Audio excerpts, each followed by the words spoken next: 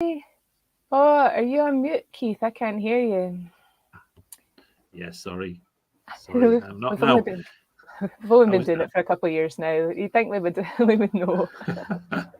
Yeah, I was just going to say the familiar introduction of those counting down from the counting down tune for Webinar Wednesday. Yeah. It's like when you get really good on hold music and you're sitting having a wee bop while you're waiting for somebody to answer the phone. Yeah.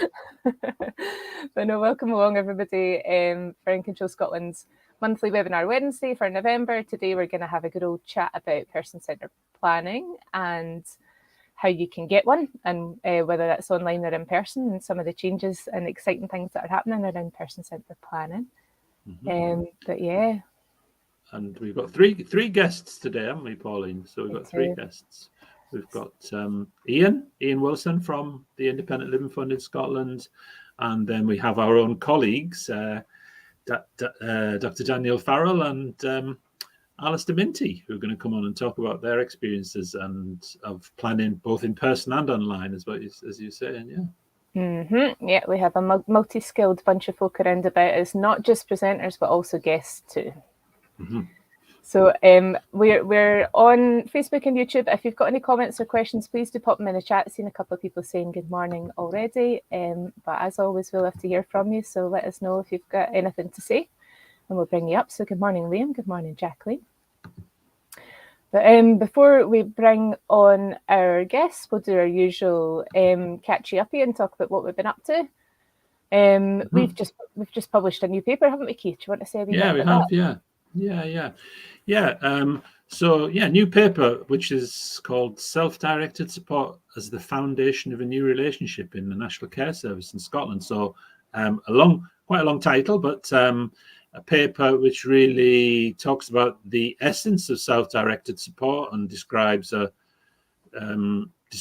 renews this 7-step process to people being in control and directing their own support, with some new graphics and updated content from a similar paper that was written quite a while ago, but really reflecting now on our current situation and the current context of implementation. 8 years on from the legal implementation, and longer on from the previous strategy and so on. So it's interesting, isn't it? It's an interesting paper written and updated by our associate Nick Crosby. Yeah, it's a good resource because it's not only kind of to get people thinking, but there's some work. It's got some kind of workbook elements to it as well, where there's some questions for you to ask yourself if you're a practitioner or working in a team, or whatever your role is in helping people access self-directed support. And it's got, like Keith said, good graphics that you can use when you're doing planning with people as well. So hopefully not just help people think about SDS in the context of the National Care Service, but maybe help you do some of the planning with families. Yeah, it's got some nice little light bulbs in there, hasn't it? Which is where you're asking the questions around it. I really like the little light bulbs because it does break it up and allows you to think a little bit about each of the sections of the report. I think that enhances it quite a lot, makes it more usable, like you say, and almost like a workbook. Yeah, absolutely. And that's the point, isn't it? Really, just it's something that people might be able to use, might be able to help them in thinking about various aspects of self-directed support. Yep, absolutely. And some other wee comments coming in. Good morning, Michael. Good to see you. Calling us the A-team. I don't have my jewellery on today, so I can't be Mr. T. Don't know what one I am then. Okay, well, it's only relevant if you're above a certain age, I think, as well. And I mean, Michael is almost above a certain age these days. almost. And June shared the link as well to the new relationship paper for folk to go on and download and have a wee look. That's up there. Thanks, June.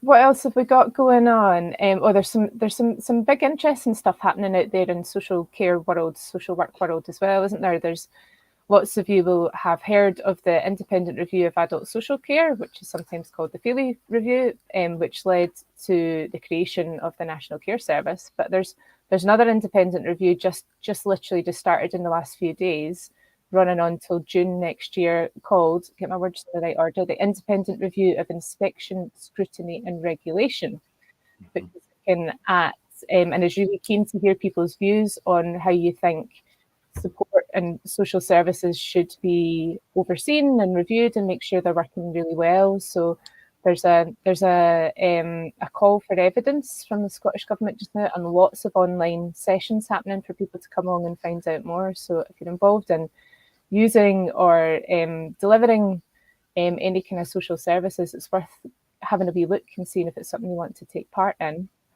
I'm going along to an event next week on Monday, so I'll be able to speak a lot more about it after that. But for the moment, I'm just looking forward to finding out what that's going to look like and what the outcome will be. That's good. That sounds interesting, despite its very long title, and hopefully, Yeah, we're not known for our brevity, and I mean, we're bad at that as well. We like a long title. Need to get snappier. Yeah, maybe we should just say about the other two lunchtime sessions that are coming up this month as well. Then before we invite our guests on, next Tuesday we've got our which is the second Tuesday of every month, the shorter. What's always the shorter lunchtime session, isn't it? It's an hour from 12 to 1, and this month we are talking about the new dementia strategy. Yeah, so another bit of interest in national work where the Scottish Government are looking to speak to anybody and everybody about how they think dementia services should look and feel in the future and what the strategy should be like for that. So we're really keen that self-directed support is for everybody. So we are welcoming along somebody from the Scottish Government dementia team, and it'll be co-facilitated by dementia advocate and researcher Martin, who will also we'll be trying to think about what self-directed support looks like for people with dementia and make sure that those kind of principles of choice, freedom, control, flexibility, dignity are upheld in the new strategy as well. So looking forward to that chat. If you want to get involved, email June. And that's next Tuesday from 12 to 1. Dementia researcher and advocate and participant on the Working Together for Change programme, isn't he, Martin? So, so links everywhere. And here's June just posting the link for that for anyone. And then the next lunchtime session is feels like quite long in the future, but it won't be long before it comes around. Is Thursday the 24th of November. So it's our regular lunchtime session for anyone interested in self-directed support for children, young people and families. Thursday the 24th of November, so it feels like it's slightly earlier this month because the last Thursday is the 24th, between 12 and 1:30. And this month we have colleagues from Shetland, and we're going to be thinking about what are described as steps 2 and steps 3 in the paper about a new relationship. Really just thinking about how an assessment's made about people getting the right resource to help them plan, and then thinking about a bit more about planning. So it follows on quite well from our discussion today, which probably leads in maybe to inviting our guests onto I've got one more thing to say before we forget, because I wrote it down so I wouldn't forget, is that we're actually holding mental health first aid training in Aberdeen later in the month. And we have a couple of spaces available for it. So if anybody is, and we'd like it to be for people who are local to that kind of area, because we know that training sometimes is quite central belt focused. If you are interested in taking part in mental health first aid training in later in the month, I've forgotten the dates, but we'll stick them in the chat. Please do get in touch, because we'd like to fill the spaces with people who are dead keen to do it. So please get in touch. I think it's the 29th and 30th of November. Thank you. It's like the last 2 days of November. Okay, thank you. Yeah. Okay. We also had earlier on, we had Jacqueline, who was just saying she'd be looking into ILF when she's 16, about her son. And obviously all the links that June's been sharing with us. So shall we invite our guests on now? Yes, absolutely. Okay. As if by magic they'll all appear. Oh, there we all are. Hi everyone. Hello. Greetings. Thanks very much for joining us today. Will we do a wee quick round of introductions? Because I think because there's so many folk on the screen, I'm not sure people's names appear. So we'll definitely do a wee round of intros. But thanks so much for joining us. Alistair, do you want to start? People know who you are, but we might as well. They do know who I am. It's just I'm on the different side of the fence today. So I'm Alistair Minty from ILF Scotland, but I'm coming on with another hat today to talk about the connections with ILF Transitions Fund and the person-centred planning. Excellent. Yeah. No hat, same shed is what I would say, Alistair. No hat, I know. Probably inappropriately say that, but there we are. Let's move on to Danielle. Would you like to introduce yourself? I'm Dr. Danielle Farrell. I'm the Managing Director of Your Options Understood, and I'm here today to speak about the planning work I do to support ILF and people applying, alongside some of the other planning work I do as part of Your Options Understood. Thank you very much, Dan. You're not wearing a hat and your hair's the same as it was last week, Danielle?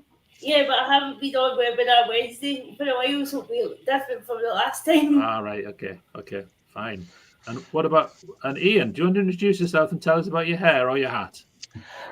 Well, there's no much to say about my hair, if I'm absolutely honest, Keith. It is receding speedily to the point where it's about to meet my neck at the back. But yeah, I'm Iain Wilson. To give myself my big title, I'm the Self-Directed Support Manager for the ILF Transition Fund, or the Transition Fund Manager, which is much easier to say and much more understandable. And I'm here today really to talk about how the Transition Fund can help young people to get a proper, fully formed, person-centred plan, and just say a wee bit about what's happened with the fund since COVID and how things have changed for us. Thank you very much. So, I mean, let's just start from the absolute basics and say, like, people use the words person-centred all the time, but what does it really mean? So, Danielle, can I ask, I'm going to put you on the spot in the first instance because I know you'll be fit for it. Tell us, what does person-centred planning mean for you and Your Options Understood? Explain it to us. Person-centred planning, for me and Your Options Understood, means dreaming big, removing the barriers that disability often brings and allowing people to just think outside the box, I guess, because sometimes just with the challenges of disability, that doesn't always happen as often as it should. So it's allowing people to think how they want their life to be and look to the future and break it down into how do we get there? How do we get to the dream? Yeah. Excellent, thank you. And that's a really perfect summary for me. And I like the idea of thinking outside the box. There is no box. Chuck the box out the window. There are no boxes in person-centred planning at all, which is great. And I know that's your approach as well. Alistair, have you got anything you want to add to that at all from you? Because you've been doing this a while. Yeah, I mean, I first started doing person-centred planning in sort of mid 90s, back in the days of Scottish Human Services and stuff. And I would encourage folk to download. There's a book called People, Plans and Possibilities, which you can download from the internet. I'm not sure if it's on Diversity Press or somewhere else. I'll look at the link, but anyway, you can get the electronic version. It's still a brilliant book, and it goes into lots of details about paths, ELPs, maps, all lots of different types of planning. And I guess one of the things I would say is just that the key features are that it focuses on, rather than starting from now in small incremental changes, it looks at who the whole person is. It takes the asset-based approach about who you are, what makes you tick, rather than just looking at what stuff do you find hard and how do we work with that. So that's the stuff that makes the difference, that makes us reach different conclusions than we would if we would have ordinary sort of medical-based or support-based conversations. We miss who the real person is, and so quite often we need to dream bigger, a bit like Danielle's saying. So person-centered planning helps us to do that, helps us to think widely, but it's a challenge for us sometimes, because sometimes we don't like to raise people's expectations. But the actual fact is that we need to raise expectations. We need to have plans and exciting dreams for our lives, whether we've got a disability or not. Otherwise, we're never going to get there. So it's a really important tool. Yeah. Mm-hmm. Yeah, I really like that. Yeah, it's so important that all of us, and like person-centered planning can benefit absolutely everybody. It's not even just people with disabilities. We're talking specifically about how you can access resources to be able to help people with disabilities have person-centered plans. But I did one a way back when I started doing my person-centered planning training, and it was brilliant for me just to think about what the big things are that are important to me, and what I can do to add any inch incremental distance to be able to get in there, do you know? 100%. That's really interesting, isn't it? Because it is about that idea of dreaming big but taking small steps to get there. For some reason, what I started thinking when you were both talking there was that idea about what's important to you when you're planning and what's important for you when you're planning. Maybe we can come back to that particular question in a minute, but so you and Danielle and Alistair, you've been setting that broader context, but maybe, Iain, do you want to just tell us something about how that fits with the Independent Living Fund and the Transitions Fund in particular that you're manager of, that you mentioned? Yeah.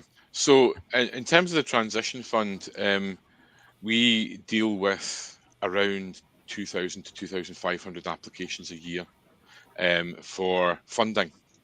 But in amongst that, there are a number of young people who, while they want to access the funding, don't really have an idea about what they want to do with it. And I think, unfortunately, there's quite a small proportion of young people who apply to the fund who consider person-centered planning to be part of that process. We very early on in the history of the Transition Fund put in the person-centered planning, or the Young Person's Planning Grant, as we call it, on our website. We put that in really because we were getting a lot of kind of unformed, unfocused applications from young people that you couldn't really see what the outcome was. You couldn't really see where the young person was headed. And it looked just like a list of things, which, to be fair, some people are quite happy with a list of things, but you can see there's so much more potential when you use the money in a focused way. So we introduced the Young Person's Planning Grant. It's a smaller amount of money and a simplified application. So we don't go into the bit about what's your outcome and what's your goal, because you're going to set that when you're doing the person-centered plan. So it's really about, why do you want a person-centered plan? Who's going to do it? Who's going to help you form this person-centered plan?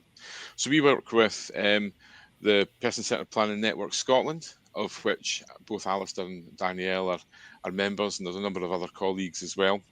And we fund these professional planners to do plans with the young people who come to the fund. And it's also, I suppose I should say as well, it's not a one-off deal. Young people can have as many person-centered plans as they wish going through their because you can reapply to the Transition Fund a number of times between the ages when you're eligible, which is 16 to 25. You can actually have, every time you make an application, you could have a person-centered plan. Most people don't, but you can have.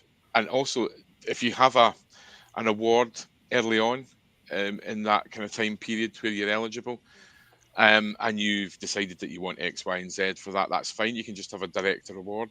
But later on in that process, you might actually think, actually I need to get a bit of focus on this, and you want to have a plan subsequently. So if you've already had a grant, you can still have a person-centered plan that would then move on into another grant to fund that. And we, excuse me, we like to have a kind of flow where the young person goes through the person-centered planning process, and then hopefully the planner assists them to fill in their full application so that they can then put their plan into place. So that's how it should flow.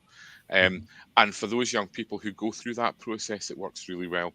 And we come out with some really surprising results. We've got a number of young people who came in thinking they were going to ask for X, Y, and Z, and what they got was A, B, C. But the ABC worked so much better for them because it was personalised and it actually fitted with, like what Alistair was saying there, going back to first principles and actually working out what works for this young person.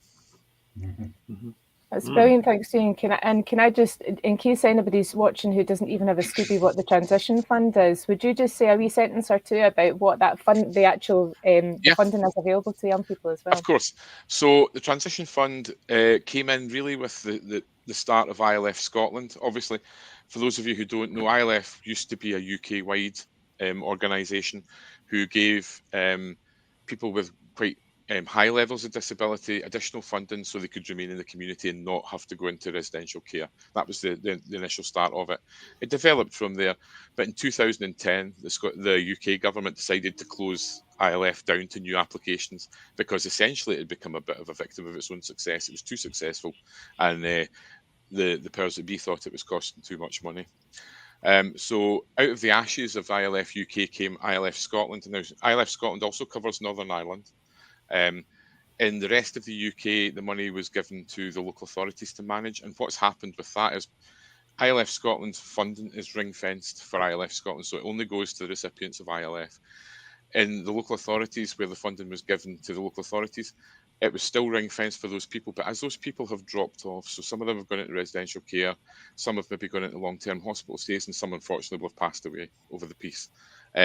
So when that money was released from being used by those people for their ILF funding, it was subsumed into the local authority budget. So it was no longer ring-fenced for disabled people. That hasn't happened in Scotland. But when ILF Scotland was created on the 1st of July 2015, Nicola Sturgeon, who was then the Deputy First Minister, announced that there would be an additional £5 million to reopen ILF Scotland. Unfortunately, £5 million when you're dealing with people with very high care needs doesn't really go very far. And we looked at the figures, and it was probably going to help about another 300 or 400 people maximum. And we knew the demand was much, much higher than that out there. So we got permission to do something different with that funding. So rather than have a deluge of 40,000 applications where we had to choose 400 people, we created the transition fund. And that was really about where the world was at that point in time, with young people who had very high support needs being pretty well catered for by local authority services, and another group at the other end who didn't really need that much support, if any, maybe just a bit of signposting. And this group in the middle, where the young people, if they didn't get a bit of support, would basically isolate themselves in their homes and do very little. They wouldn't create the networks because they didn't have the wherewithal to do that. So that's what the Transition Fund was created to do. It supports young people aged 15 to 25, although you're 25 to your 26. So I'm just saying you can apply right up to the day before your 26th birthday. And you can have up to £4,000 in any one 12-month period to help you achieve your independent living outcomes and to become more engaged and active in the community. So we fund all sorts of different things that help young people be out there and communicate with people and be part of their community. We fund all sorts of different things. There's also a list of things we don't fund, which are generally the statutory duties of other bodies, and a few add-ons to that where we can't either justify the costs or it's not sustainable for the young person if we only fund it for a year. So, but basically we fund a whole load of things, like we can fund courses. Our number one request is driving lessons. We've funded loads and loads of driving lessons. We've probably funded 3/4 of the beauty therapists who are currently working in Scotland. So we fund all sorts of different courses, depending on what the young person's interested in. We can fund IT equipment. We can fund other types of equipment, depending on what young people like. Sewing machines, for instance. We've had a bit of a run on sewing machines recently. We can also fund sports equipment, things like kayaks and paddle boards and you name it. Gym memberships, memberships of clubs, you name it. It's all on the website, ILF, www.ilf.scot.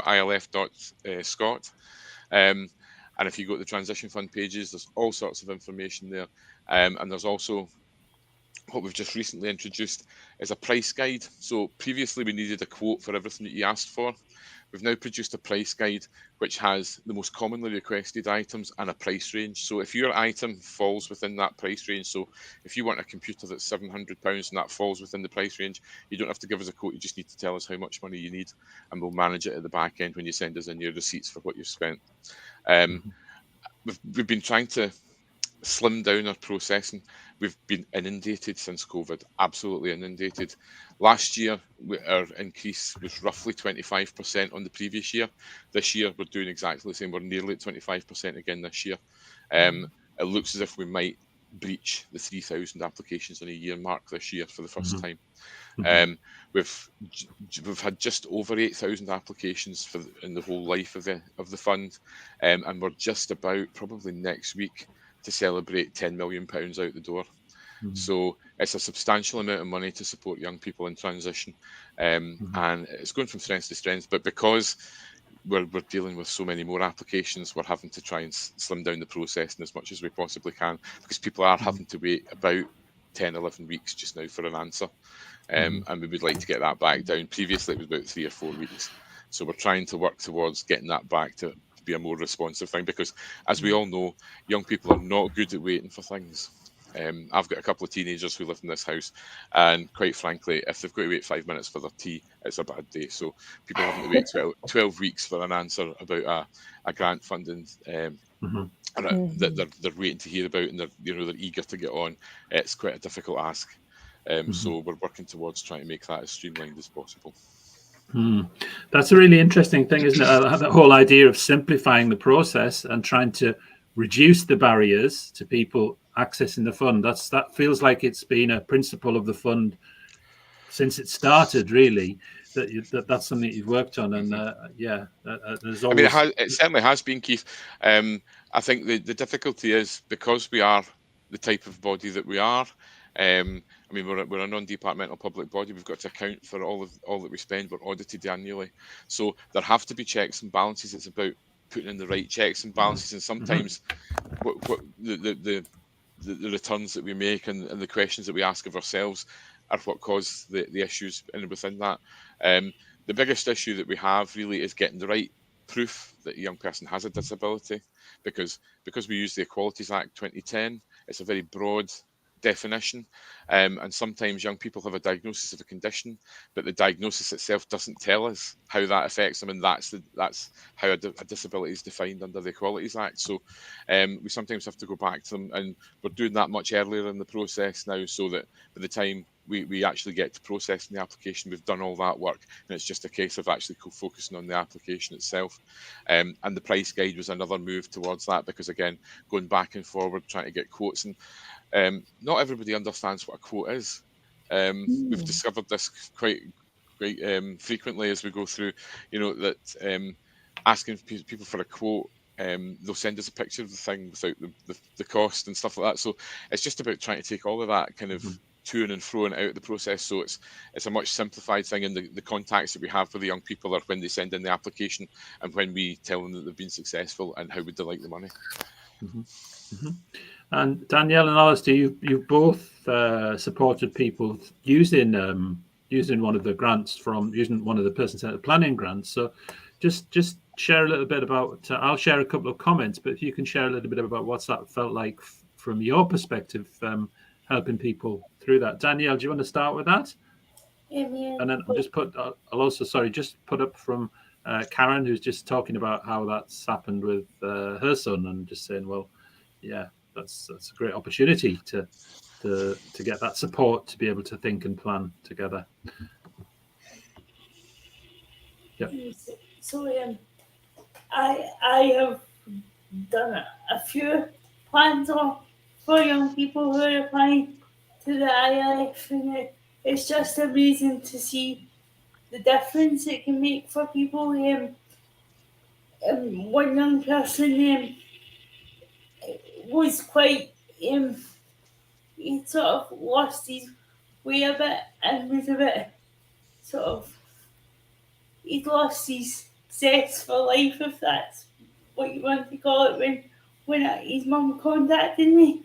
But through the process of doing his plan, he's very focused, and glad to say that with the help of his ILF fund, he's now at the Glasgow School of Music doing a course in composition classes, and he will be taking part in a barista course because that is his chosen employment if he is successful in getting employment in that area. But also, I've up until recently, any plans that I've been doing for the ILF have been online, but only in the last couple of weeks I did my first one in person for a family, and that was as much a learning experience for me as it was for them, and it was just different to be able to take them through that experience in person.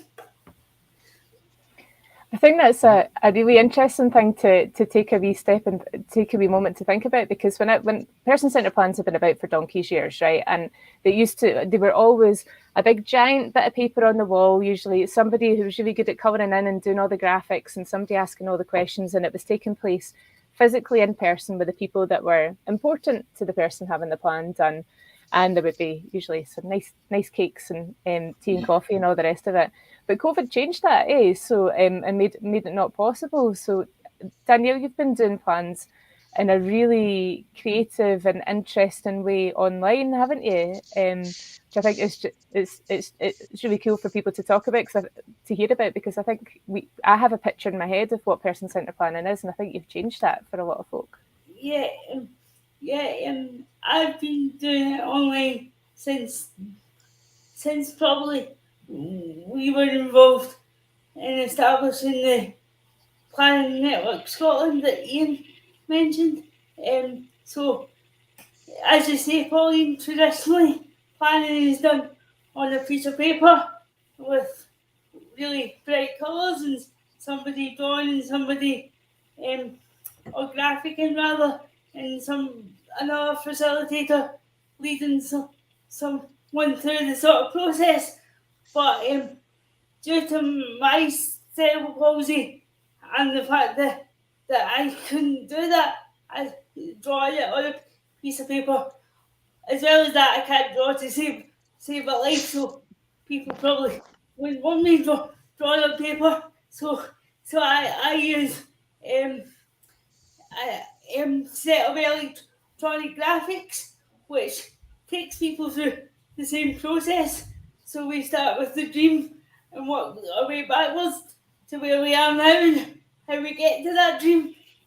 But what the graphics do is allow for a different level of personalisation, because anybody that I'm planning for can also add things like photos, their favourite song, if they wanted to include voiceover as part of the plan, or any other audio that could also work. But what the online sessions also allow for is, when you spoke about previously having to be in a room with the person, sometimes this could be all day, and although there's tea and coffee and nice cakes and things, sometimes young people think about the idea of having to be in a room all day talking about themselves, and it's something they dread. Whereas with online sessions, they can talk to me for as long or as little time as they want, and if they want to talk to me while they're in their pyjamas eating a piece of toast, that's fine too. So it can be done in bite-sized sessions in a way that works for them. Mm-hmm. Mm-hmm. Yeah, it's brilliant. And that sounds really interesting, doesn't it? And it's like, it was the pandemic that forced that, really, didn't it? It was the pandemic that enabled that to happen. So I suppose we can't think of many positive things, but we can think of that greater flexibility around planning maybe is one of the things that we can think of. Alistair, just tell us a bit about the sorts of things that you've done as well then in terms of having to readapt and do things differently, really. And well, that was when the pandemic started. I guess that was my first thing was how am I going to do planning with people, whether it's the ILF or just generally, and that's why I bought the software that Danielle's talking about, because we did a bit of work with Danielle with my other hat and my Positively Minty hat on, and helped her to develop some of the options she had for moving online. So I shared the format that I developed in terms of using this computer software and then adapting a format to use it online. And I'd said, look, I think this would be perfect because it allows people. I mean, I'm not a skilled drawer as well. I've done graphicing in person, but it's a bit like, is that a horse or a dog? But the in-person stuff still has its benefits. But one of the benefits as well is, even if you're doing it in person, like I've done one in person which I co-facilitated with Liz, who's one of the other members of the PCP network. That we're doing a video as well. We're not doing that's what people are actually, choosing, rather than, even if they've got the option now, because a bit of paper is nice and it's exciting on the day, but it's not very accessible later. It tends to, it goes on a wall or it can go in a cupboard. And the issue for some of the young people particularly is, especially if you're not maybe that great at communicating your dreams and your thoughts, how do you share that later? Whereas if you've got that on a little video file and it's maybe 2 or 3 minutes long, so it's not too much for, you can just open up your phone or your tablet and hand it to somebody and hit play, and somebody can start a conversation with you about what's important to you, and it's just a really, really much more interactive, much more portable version, and you can go back and add to it later, I guess, as well, is the other part of it. So that's really good. I've really liked the fact that you can dip in and out with people, because for some people, their levels of anxiety, I've worked with some folk with, significant mental health issues and stuff like that, who've taken a while to get comfortable with people. And I might have like a couple of conversations with mum or dad with them off camera to start with until they're comfortable to come on and speak. And that level of flexibility was never there in person, because you were quite often traveling a fair distance to make this happen. So you kind of made the best of it, whatever, even if somebody wasn't having a good day. So that's been really important.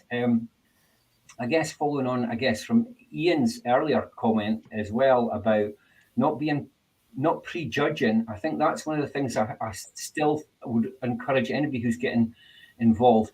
Don't think that you need to come into the planning meeting with a list of stuff to buy or a list of, outcomes, because the whole idea is to just empty your head of all of that stuff, immersing yourself in the process of exploring and going on that journey, and then think about what you might use the money for, because otherwise it just becomes like, we'll put the cart before the horse, we say, well, this is what we're going to try and do, and this is what we need to talk about. And very often it's not, as the more we explore what's important to the young person, it sometimes can move away from what the parent identified might be an outcome from the fund. You know what I mean? So that's one of the things I really think that we need to keep a focus on, is that open-minded. You don't have to go in with all the answers. Yeah, I think that's really important as well, Alistair. It is just about what I also reflects what Iain said about some people start with X, Y, Z and end up with A, B, C. And for me, I think it's something like, you don't need to go in with that idea of a shopping list, because what you're trying to do is develop what you described, Danielle, is the dream that you want to achieve, and then work out how you're going to achieve that by thinking about all the resources that are to hand, including the small grant that you may be going to access from the ILF. It's sorry. I was just going to add into that and say it's also about not just so an example that immediately springs to mind when we think about when I was thinking about what you were saying there, Alistair, is I did a person-centred plan for somebody, and their big dream was to be a pop star. And we were like, so tell me more about that. And it was only through asking lots and lots of questions and figuring out that it was about, actually, I want people to see me for who I am. I want to have a voice. I want to be respected. I want people to look up to me. And you're like, oh, that's different. So it's about taking, but it's so clearly linked. And so it's about taking what the big picture dream is and understanding what that actually means to the person, because it's dead easy to say, actually, do you know what? It's really unlikely you're going to be a pop star. But do you know what? Once you start drilling underneath it, it's not impossible at all. But once you start drilling underneath and understand why is that important to you, then that's where some of the magic of person-centred planning comes, isn't it? And that's when you can start saying, oh yeah, we can do this, let's think about this, and get all excited. And the fact that the transition fund is there when so much other support around about disability, is not focused on, such wide-ranging, self-development. It really stands out as such a valuable opportunity for people to dream big and to get involved in things that they wouldn't necessarily otherwise be able to do. I think it's genuinely life-changing stuff, and I really think that the Scottish Government has to be applauded for keeping supporting it, because I know that money is tough and things like, times are tough, but it's genuinely, been a way to engage with some people and transform their sense of what's out there and what they can do next. So can I ask Iain, can I just ask you, you said when it started in 2015 it was a £5 million fund, and you will be approaching having made 10 million whatever grants by the end of this year. Just thinking, I'm just really trying to think into the future. Is that 5 million recurring every year, or is it something that's been invested that means that you can still make grants? Or just think of, I'm just really asking a question about the future, actually, specifically. But just anybody who's ever worked with government funding will know there's a kind of edict that if you don't spend it, they'll take it back. So we got £5 million in our first year. We operated for 3 months and spent very little.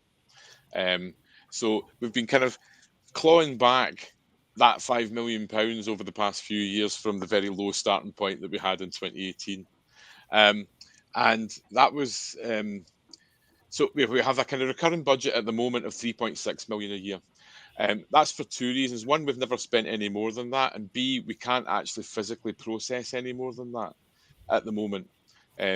There's a ceiling that we hit with the number of staff that we have, where unless we make these streamlining changes, and that's partially why we've done that, we really just can't process anymore. I mean, we've gone from our ceiling last year was £2.8 million, and that was about how much we could process.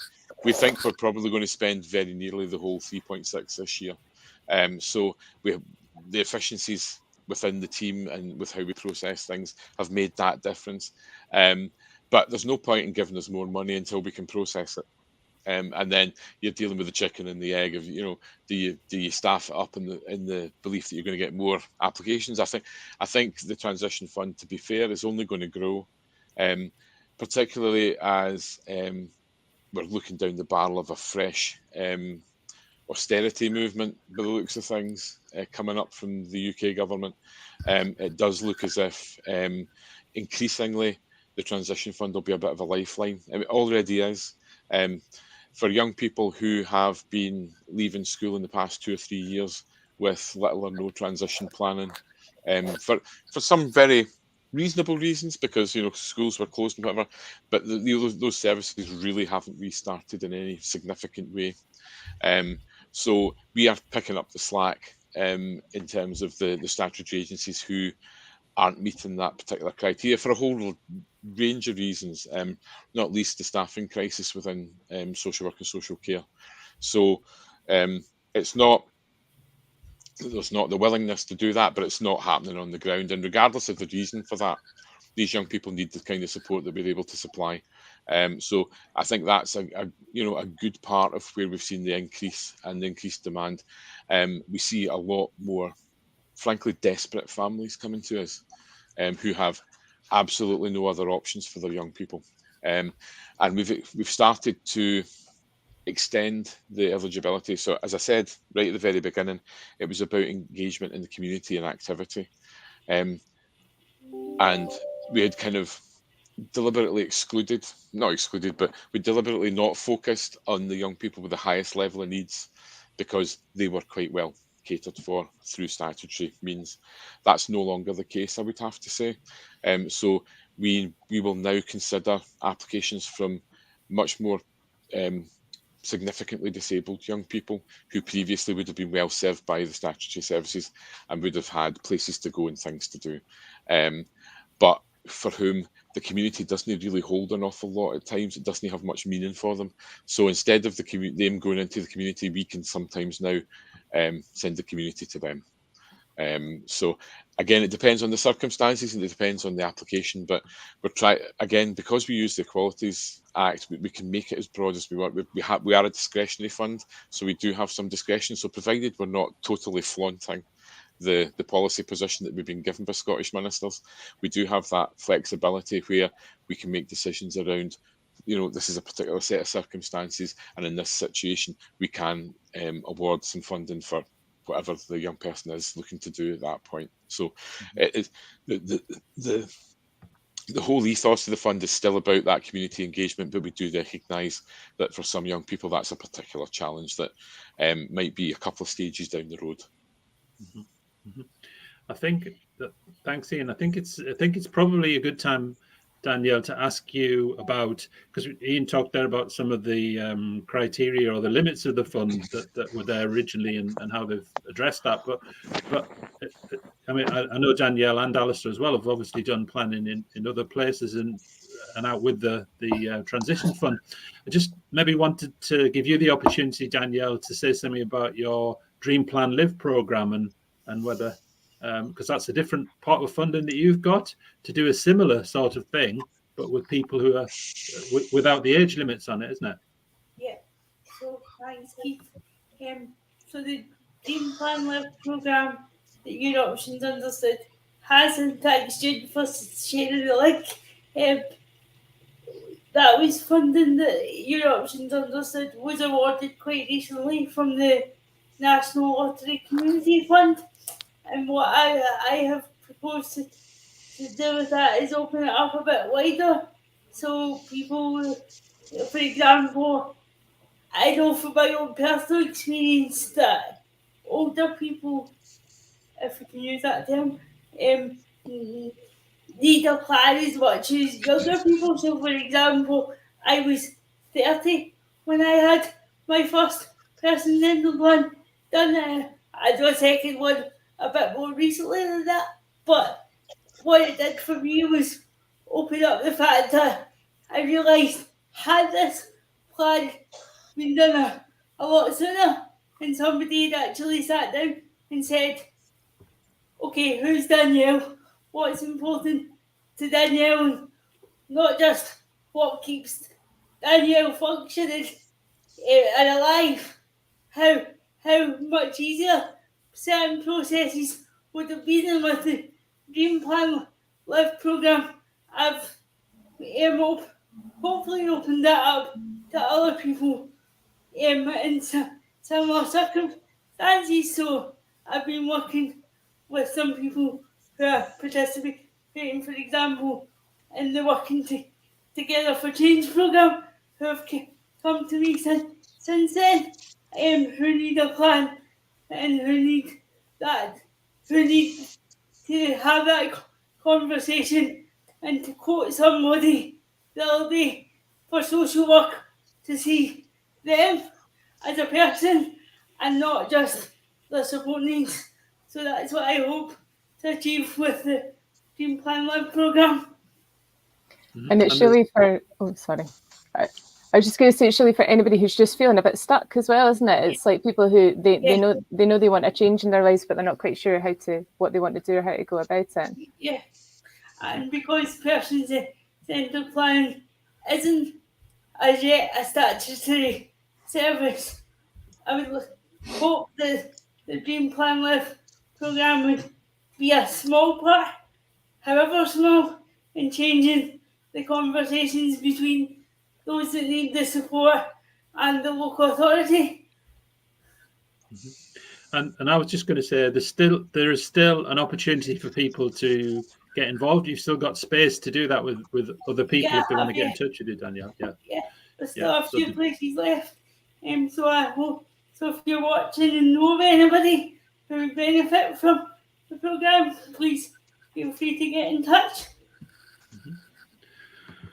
Okay, I mean, Pauline, we're already at 11:50 because we could have we've barely touched the surface, it feels like, but we're already at 11:50. Alistair, I'm just gonna share the information that you've got about the mental health first aid. Yes, yeah. So that people can see that as well.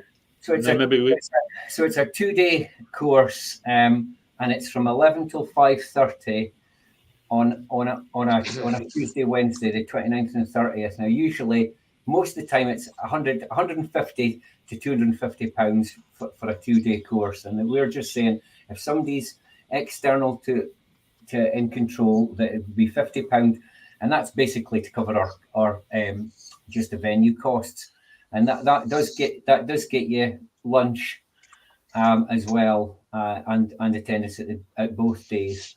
And it's the recognised Public Health Scotland mental health first aid training. So get in touch as soon as you can if you're interested, because there's a maximum of 12 spaces, and at the moment we have, I think, maybe 4 spare. So get in touch if you are interested.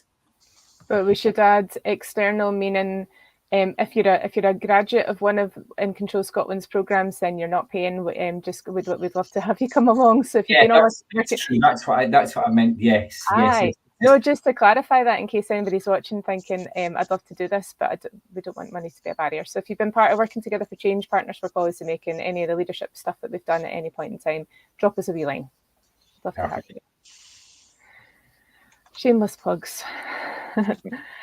No, thank you so much to our amazing panel. That was a great chat, but again, we have run out of time. Do we want to have any final thoughts on person-centred planning? Just a wee quick, if you could say a sentence about why it's great or what you think about it, and then we'll close from there. I think that would bring us back onto a nice topic of ending. Alistair, do you want to say do you have any final reflections? So final reflections is just that, I mean, I was down in Angus yesterday doing equal conversation session with children and families teams, and also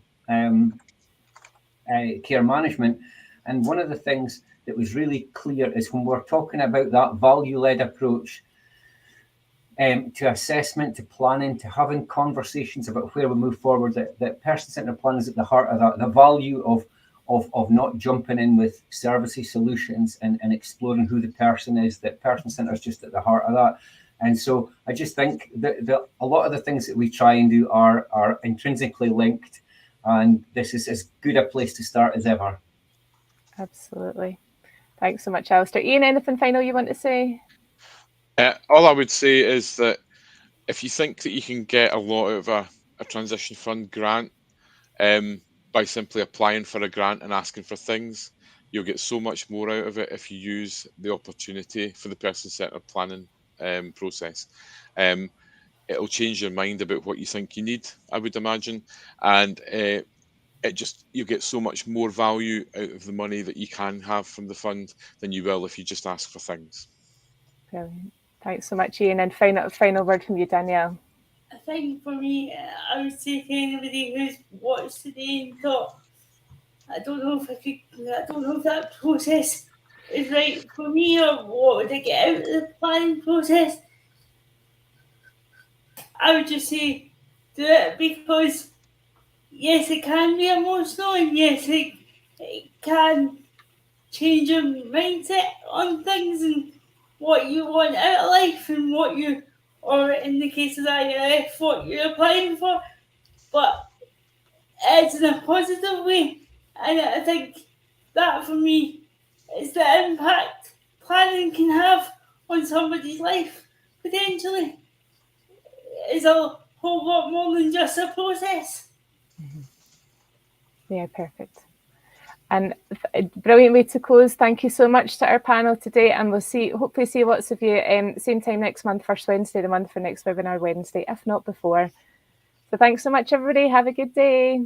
Thank you. Bye. Bye.